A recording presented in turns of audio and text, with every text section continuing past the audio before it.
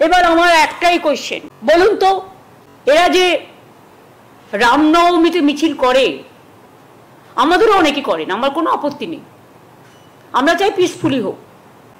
একদিন তো বাসন্তী পুজোই, মানে অন্নপূর্ণা পুজো, রামনবমী যেটা এখন হয় চৈত্র মাসে, সেটাই ছিল। কিন্তু রামচন্দ্র যখন অকাল বোধন করেন রাবণকে হত্যা করার, রাবণকে ধ্বংস করার জন্য, সেইটাকেই তো আমরা এখন অরিজিনাল দুর্গাপুজো বলে সেলিব্রেট করি। এটাকেও সেলিব্রেট করি, but not in that way. সবাই সবার মতো করে নবরাত্রি পালন করবে, এটাই ধর্ম। সবাই সবার মতো করে পুজো করবে, এটাই ধর্ম।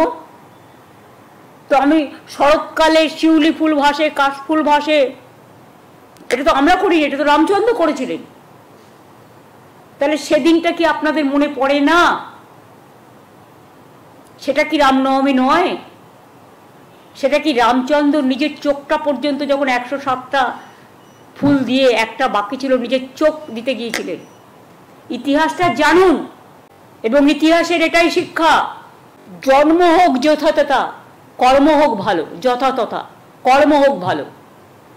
কর্ম মানে ধর্ম, ধর্ম মানে কর্ম। ভালো কাজ করুন, মানবিক হন, দানবিক হবেন না দয়া করে, এটা আমার বলা থাকলো।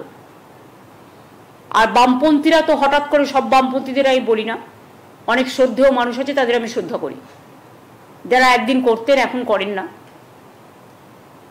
কিন্তু বিজেপির যারা আছে দোসর, তাদেরও বলি যে গৌরীকরণ আর রক্তিমকরণকে একসাথে মিলিয়ে দেবেন না। আপনারাও বড় বড় সাম্প্রদায়িক হয়ে গেছেন,